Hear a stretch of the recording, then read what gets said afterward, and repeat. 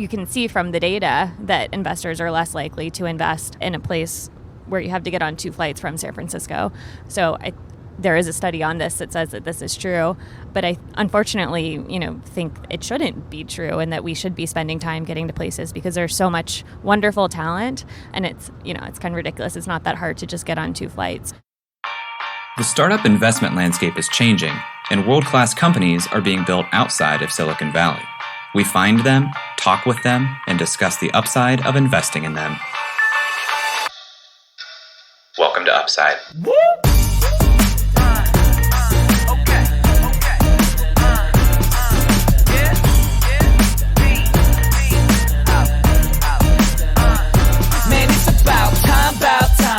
Hello, and welcome to the Upside Podcast, the first podcast finding upside outside of Silicon Valley. I'm Jay Klaus, and I'm accompanied by my co-host, Mr. Hacking Hacker News himself, Eric Hornan. You know, there are so many blog posts out there on how to get to the top of Hacker News, and none of them say the same thing. Not one of them. They're all like, oh, the best time to post is 7 a.m., right before the rush in the Eastern time zone. Or some of them say this other time, or some of them say this other thing. And here's what it comes down to, Jay. It's complete luck. My hacking was complete luck. What time did you post our article? I went with the 9 a.m. post because I figured it seems like it's going to be the most popular time, which means it's the hardest to get to the front page. But if you hit, you're going to blow up, because 9 a.m. means that on Eastern time, you essentially get the bulk of people's Hacker News browsing. Central time, you're going to kick in with them too, and then you're also going to get the West Coast time if you make it to the top. Luckily, we made it to the top, and yeah, it just blew up. So at the time of this recording, we are just after publishing the update issue 2, and we shared a piece from the update, a guest contributed editorial from Kevin McArdle to Hacker News. Eric did that as I was out in the world recording some other interview content. And I get back to my phone and I see that we are number 1 on Hacker News, which I didn't realize we'd even submitted to. And it came from Eric posting at 9 a.m. apparently. It's amazing because there are people who have spent a decade trying to get to the front page of Hacker News and just haven't got there for one reason or the other. And at the time that my post hit number 1 on Hacker News, I had an account for 19 hours. How's your karma doing? My karma is over to something, which is nice, but I have been a lot more active on the community since I really started, and I think that you'll see a lot more content from Upside on Hacker News. You'll see a lot more content from me, certainly on Hacker News, about the things I'm reading, the things I'm thinking about. But yeah, I really enjoy this, it's almost like I know they hate the comparison to Reddit, but it's almost like a subreddit has better manners and more people aligned with what you're thinking. Love that. Would love, both of us should spend some more time, but you should definitely spend more time there. I've always felt like an outsider on Hacker News because it felt like a very Valley-centric community to me, but I think that is me mostly projecting. Maybe demographically true, but I think from a interest standpoint, I think I'm projecting. I would say that you're right, because I've done, in prep for posting some stuff on Hacker News, I wanted to see, hey, what does potential reception look like here? And there are very few high-ranking conversations or links or articles to things about the startup world outside of Silicon Valley. It is very rare that something really takes off, and I think we had the benefit of remote work being a hot topic right now, but that's not part of the narrative, I would say, on Hacker News, from what I can tell. Speaking of being an outsider to the Valley, this week we're sharing a very unique episode, which was me riding a bus, the Comeback Cities bus, which was a busload of Silicon Valley and New York insiders checking out a few cities in the Midwest to understand the opportunity here and what's happening. Eric, how did we get connected to the Comeback Cities tour? Well, Gary Buchanan from Omni Valley up in Wisconsin connected us with Scott Shane, who actually was putting on the Comeback Conference. And Scott got us connected with Roy Bott from Bloomberg Beta about this opportunity to hop on the bus and have Jay pontificate. Yeah. You did all the legwork to getting me invited onto a bus. It was great. Yeah. How do you feel about that?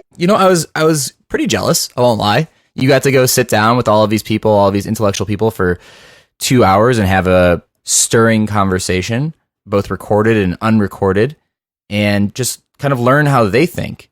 And meanwhile, I was sitting and I was just working, just working, you know? So I took a rental car one way from Columbus up to Cleveland, stayed overnight at the airport hotel, and then rode the bus down the next morning and had a lot of great conversations. Stirring conversation, I hope, but you guys can be the judge of that. We'll share with you the recorded conversation here from that bus ride with individuals from organizations that you may have heard of, firms that you may have heard of, such as the 1517 Fund, 2048, BetaWorks Ventures, Bloomberg Beta, Comeback Capital, Castanoa Ventures, First Round, High Ridge Venture Partners, Lightspeed Venture Partners, Starting Line in Chicago. Ezra's on the bus, so it's great to meet him in person after having him on the show here. Unshackled Ventures, and Beyond HQ. So hopefully you guys enjoy this conversation as much as I did. Their questions, I think, and the way they think is on full display, and I think you'll really enjoy it. So please enjoy this conversation from the Comeback Cities bus. I would love to hear what brought you to this tour. So I'm sitting here on the Comeback Cities Tour bus with a lot of great individuals here from all over the country who are about to take a tour of Columbus and then Pittsburgh and then Youngstown. So I'd love to hear from some of you guys what brought you on the bus today. I'm Patrick McKenna with High Ridge Venture Partners. And well, I think it's really important to get out in the market, build the networks, you can't do this kind of work if you're actually not in person meeting people. It's very easy to meet people via email, even video, but until you actually get on the ground, meet people where they are, hear how they describe themselves, hear what the challenges are, and then most importantly, hear the opportunities. When I do this investing outside of, any place really, but specifically when I look at investing outside of Silicon Valley, I have three key questions, right? Why this? I think everybody has that question when you're looking at investment, right? Why you? Right? So it's always a team question. And the third one is, why here? And when I'm looking to make an investment outside of Silicon Valley, because in Silicon Valley, the why here is very obvious. But when you're looking at Columbus or Pittsburgh or Baltimore, you say, I want to invest in a company that should be here. It's not only a great idea and you're the right team to do it, but this is the right place. It's not because you didn't want to move your family or you didn't think it was too expensive or whatever, but there's a reason why you're in Columbus or in Pittsburgh, whether it's a customer, it's access to technology, there's some specific technical talent that you think you can get more, because we're all looking for an edge, an advantage, and I think that possibility is there. And for us to be successful investing in these places, then we need to answer those three questions very affirmatively. Where's High Ridge based? It's San Francisco and Austin. Okay. Have you made investments outside of the Valley so far? Yeah, 34 companies. 34. And so are you going and doing like short-term deployments to these cities and meeting entrepreneurs, or how do you find and vet those companies?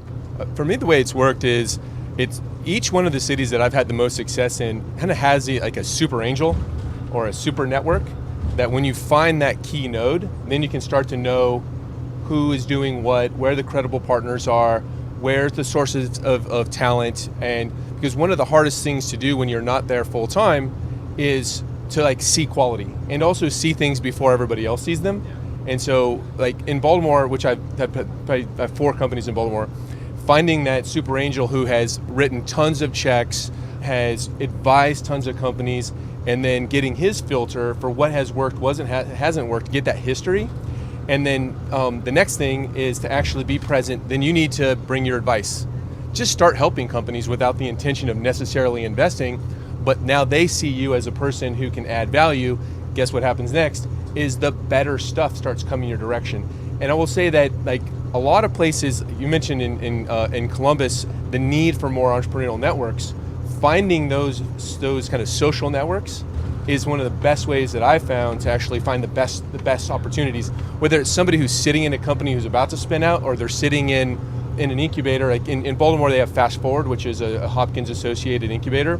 A lot of people spinning things up, and they're not exactly sure when they're going to make the step out. If you're there, talking to them, finding out what stage they're in, and then giving them the confidence. And I know you probably do a lot of that, is giving people the confidence to say, hey, I'll be there with that first check, or I'm going to help you build a syndicate to get you that first level so you can get a product. That's when you really, I think, make the biggest opportunity. Yeah. Well, I have lots of questions, as I always do, but I'd love to hear from more folks here in the seats. What brought you on the tour? Hi, I'm Courtney Buie Lipkin from First Round Capital, and I'm based in San Francisco, but we have offices in New York and Philadelphia as well. We were actually founded in Philly, so we have an interesting relationship with that ecosystem, which I think is still not as much of a noted venture community.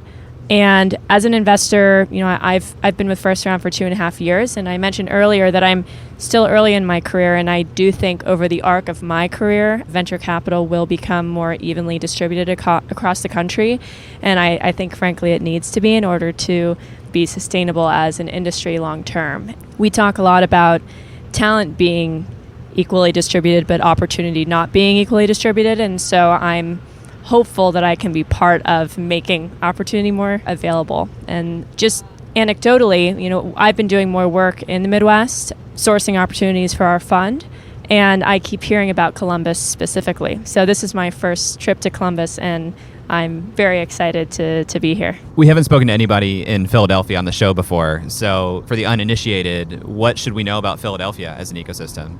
Yeah, Philly's an interesting place. So I actually went to undergrad at Penn, so I spent 4 years there in my early 20s, and I'll say that Philly, it's on the Acela, and so very accessible to New York and Washington, D.C., Baltimore, and it's, I think, a desirable place for people to live for that reason. It's a very distinguished American city. There's a lot of history there, a lot of civic engagement and cultural institutions, so it's attractive for people to move to. But I think the thing that makes it compelling as an ecosystem are the large research universities and some of the large corporations that are able to train talent over time. So Comcast is an example, and Comcast Ventures is active in the city. And First Round has a really strong relationship with Penn and also the hospital system at Penn. And we see a lot of interesting opportunities coming out of the hospital system particularly, I think, because it attracts healthcare talent. So finding those nodes, as Patrick said, I think is an important part of making an ecosystem more compelling. When people are talking to you about Columbus as a place to check out in the Midwest, do they mention anything specifically? They do mention the university. And so Ohio State University, I think, is a center of gravity for entrepreneurship from what I can tell from my remote perspective. So I'm interested to see how that plays out in person. And also, I've heard that it's a place where people are moving because of quality of life, because there is sort of a sense of destiny about the city, and that could be a narrative that's being driven by the local investors or the companies that have popped up over time. But it could also be sort of more broadly about the city's focus on smart city development and the fact that it is the capital, but it maybe doesn't have the identity that Cleveland or Cincinnati did, and so it can create a fresh, modern take on itself. Let's keep passing the mic around. Let's see who else we got and what brought you here. Hi, my name is Janou Gordon from Lightspeed Ventures Partners. We are based in Silicon Valley in San Francisco. Super diverse offering of our offices. And my colleague Ashley is here too, and we focus on consumer investing, but our firm invests in enterprise, infrastructure, and consumer. On the consumer side, we think a lot about what's interesting about consumer investing is the barrier for entry is a lot lower. So ideally that means it's a much more accessible space to enter as an entrepreneur, but we still, at least in our portfolio, are exclusively investing in the Bay Area, LA, New York, and now Chicago, which is a big jump for us. And that's exciting, but it's because there's a low and ideally easier way to access consumer, we would like to match that with kind of being connected to not only entrepreneurs in other cities, but also college students, universities, thinking about, and this is what First Round has been a great leader in this space with the Dorm Room Fund and having relationships early on, especially with consumer. We see a lot of, the idea of consumer trends are often led by Gen Z, and that's an important place to have relationships. And so many of these great universities are in the Midwest, are in the South, are outside of just the Bay Area. So something that we think about a lot is, especially on the consumer side, is how to have relationships beyond just our existing portfolio and kind of getting that pipeline going around the country. What do you know about existing consumer in the Midwest? Because, being from Columbus, we don't get a ton of consumer plays in Columbus. The ones that we do get, we're like, oh, that's a consumer play. And like, we're really interested intellectually, but it's slow to the uptake from an investment standpoint because it's so foreign. So what do you know, or what what do you think about consumer in the Midwest besides, we're close to a ton of them for sure. I think so.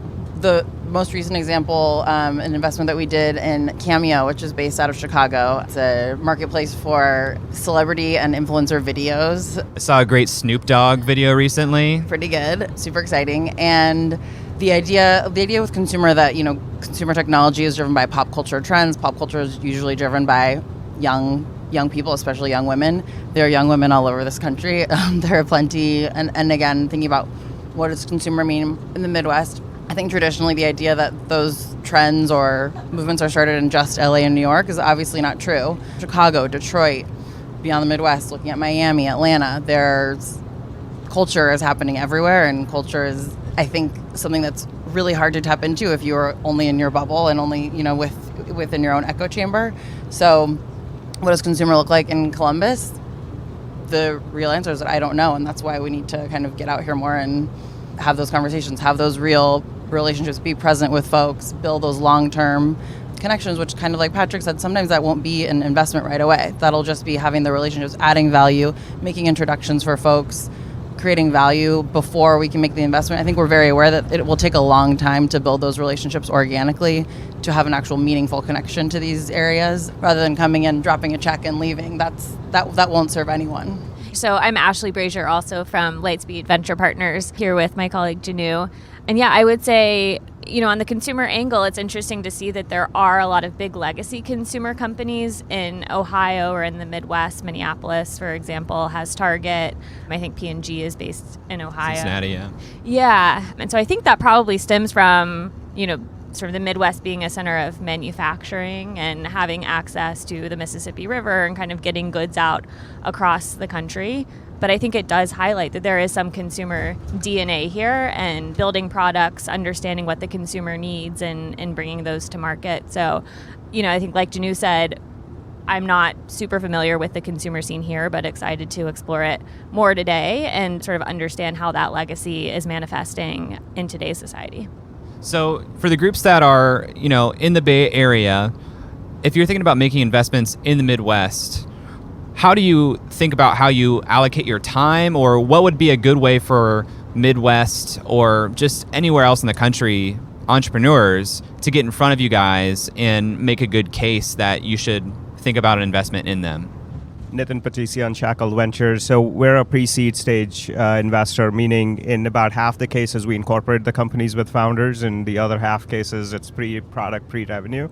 Our goal has been to make ourselves as approachable and available as we possibly can. And I just mentioned that we look at everything that comes in cold. We don't rely on intros alone, because we're investing in founders, not even companies yet. And so I think the trick for us has been going into the ecosystems where entrepreneurs are and building these grassroots relationships. A lot of that starts with universities, because the alma mater and the university connections are often the first ones that entrepreneurs go towards.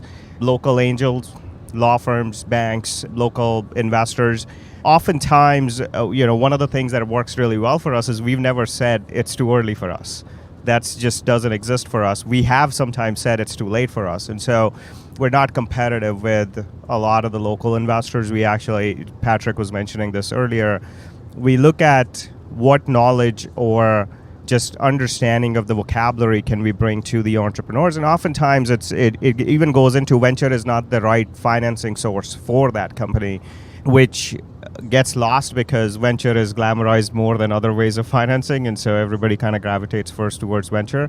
But a lot of times it's just figuring out what is the right source of financing for you and direct them towards that. And then if venture is the right form, what role can we play with the entrepreneurs or help them just position themselves or their pitch in the right way? One of the things that we find in common with immigrant entrepreneurs and Midwest entrepreneurs is they don't create a lot of hype. They don't start with, here's the big thing in 20 years that my company is going to do. They start very tactical, and sometimes it's breaking that barrier of just say, what are you really after? What is the big impact that you're going to make in the world if you are successful? Understanding 99% odds are against you. But if you succeed, what happens? And that starts opening a lot of kind of that vision doors.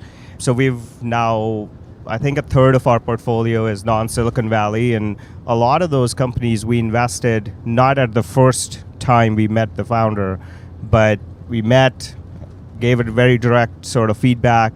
They worked on it, iterated, came back, which also told us that these are very coachable, curious, focused type of founders.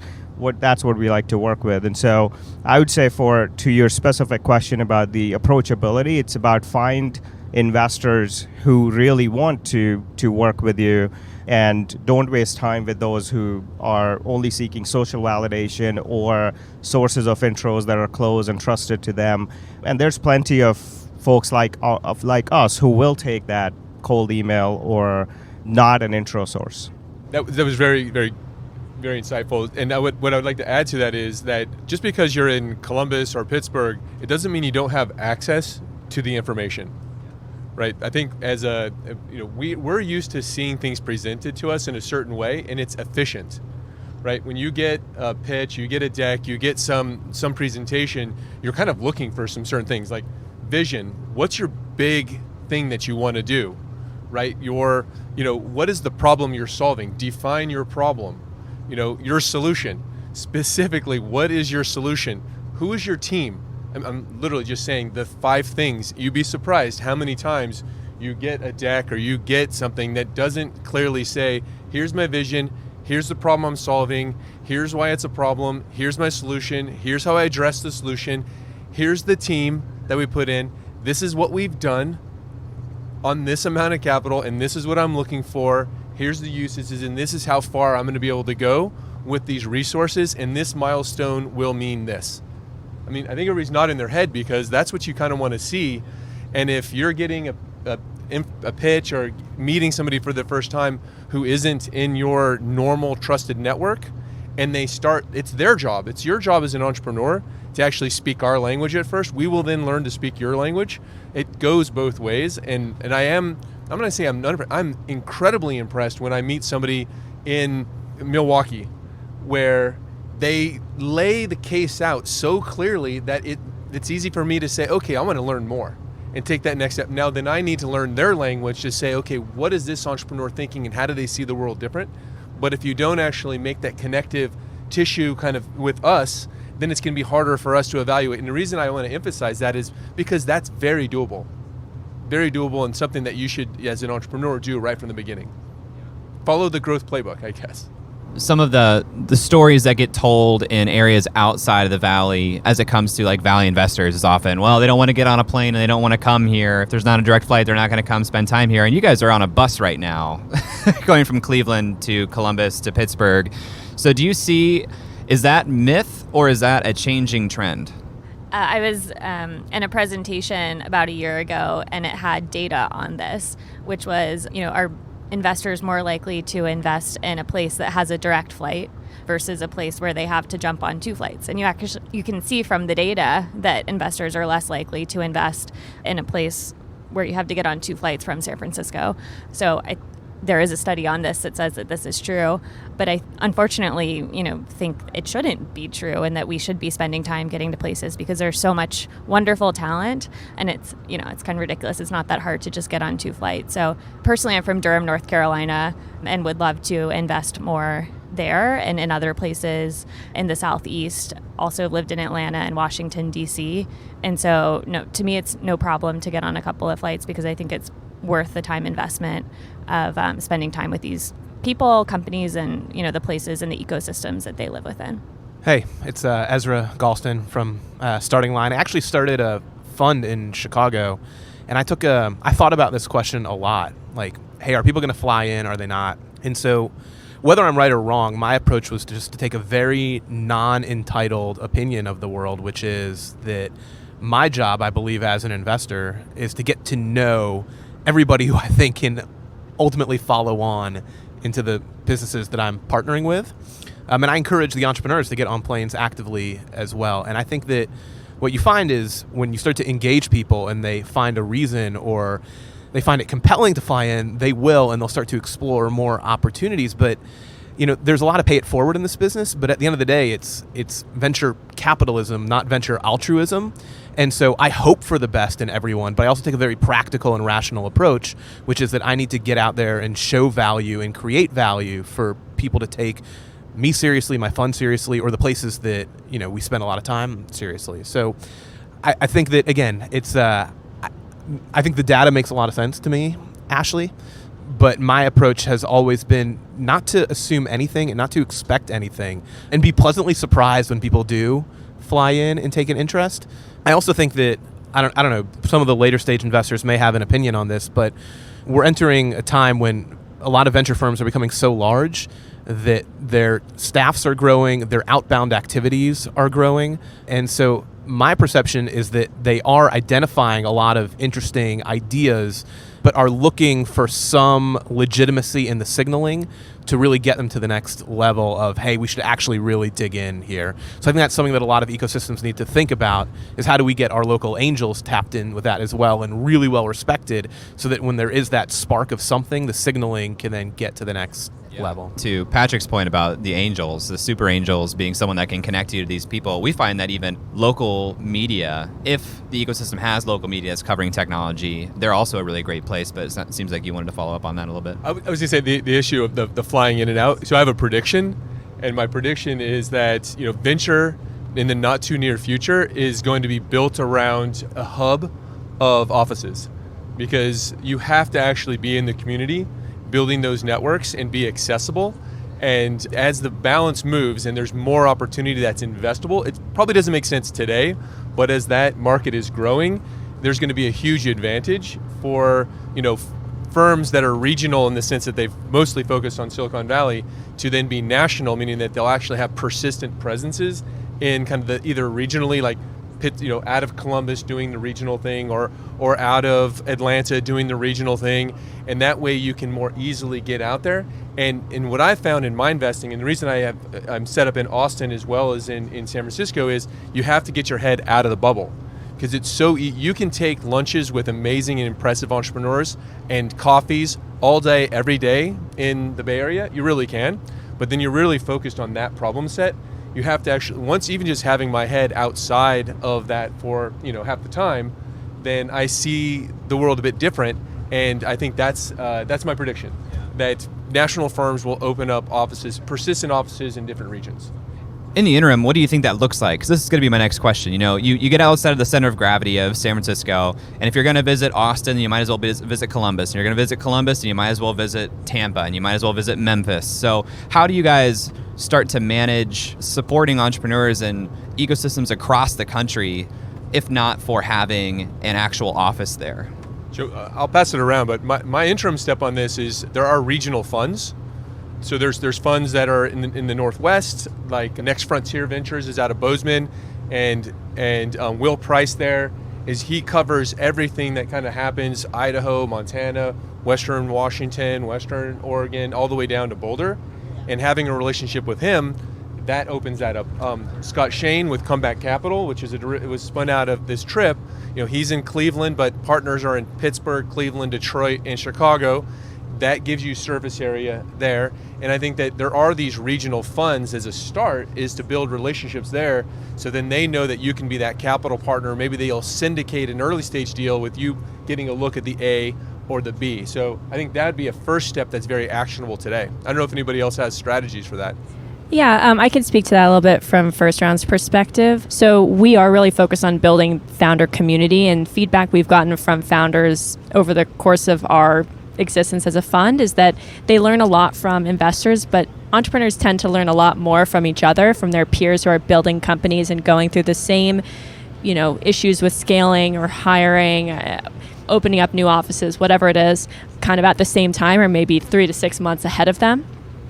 And so we work on building the in-person communities in New York and San Francisco specifically, but we're thinking more about how to scale that community virtually. And we've built tools for our portfolio to connect with each other, but I think that there's really an opportunity to build online communities around, you know, the larger funds that are coastal and have sort of established portfolios.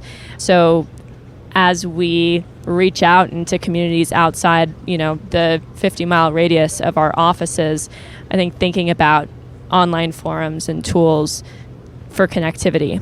And First Round historically has just done an amazing job from a content side of things. How much of a strategy or how important is that to you as you think about areas outside of your typical investing geography? Yeah, the First Round Review is an incredible tool for us to reach people outside of our immediate network. And I think it's something that, with social media and with our brand, we try to promote learning across the entire United States.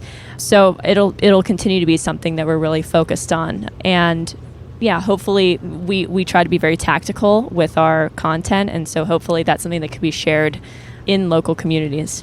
What do you guys think is a false perception of Valley entrepreneurs, Valley investors for people who aren't there? Nitin Patel and Shackle Ventures, the first false perception is Valley investors. There's no, you can't generalize a community of 400 venture funds and thousands of VCs as one Valley investors. I think the one thing I've learned as we've started working more outside the Valley is within the same firm, you'll find partners or principals or associates who want to hustle more than others in the same firm, or funds as themselves are hustling more. And so I think if you're in an ecosystem, if you're outside the Silicon Valley ecosystem, you want to identify folks who are hustling for the right opportunity. It is a very capitalistic, it's venture capital, right? It is a capitalistic play. Greed drives everything. And so I think it's Patrick mentioned this, the right opportunity presented the right way, and that will attract folks. Now, I don't think entrepreneurs will gain anything by trying to educate people who are not interested in following that opportunity on, you should come to Columbus and do it. People self-identify, and those who want to pursue that hidden opportunity will come. Now, if entrepreneurs can identify those, obviously we have to play a role in making ourselves available to that identification.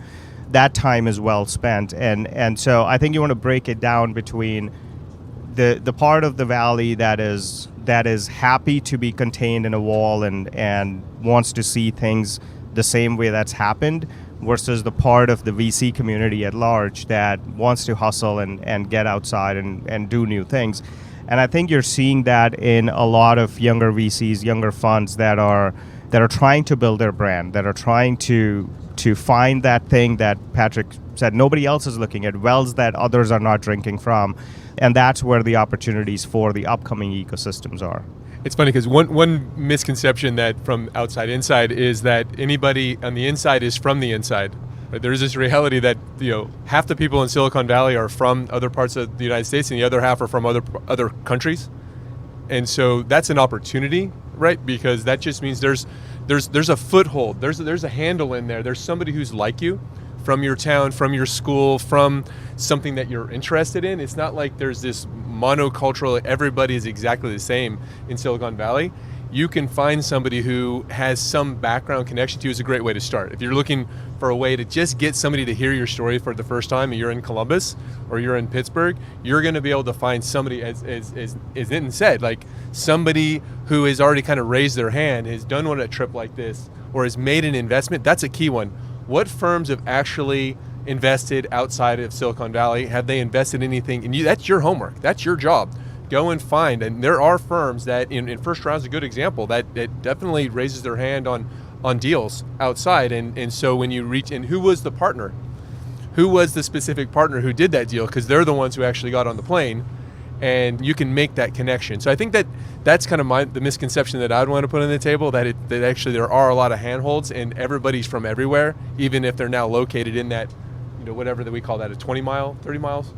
It's a pretty tight, it's a pretty small region. So as you guys go and you visit Columbus today, and then Pittsburgh, and then all the way to Youngstown, what types of questions are you guys going to be asking the people that you're meeting with to learn about those ecosystems? I think we're always, whether we're talking with founders in the Bay Area, New York, LA, or in Youngstown, I think we're always asking, what is your unique advantage? And I think there's an interesting story about what the unique advantage is regionally. It could be access to a Fortune 500 company that's based in the Midwest. It could be access to a proprietary talent pool out of a major university based here. It could be a new perspective on an industry. And so I'd love to hear what the unique advantages of the entrepreneurs that we're meeting with. Yeah, I think the unique advantage, not just for the entrepreneurs, but for the ecosystem as a whole, right? How can we work better with the ecosystem in terms of identifying entrepreneurs who we can support or work with?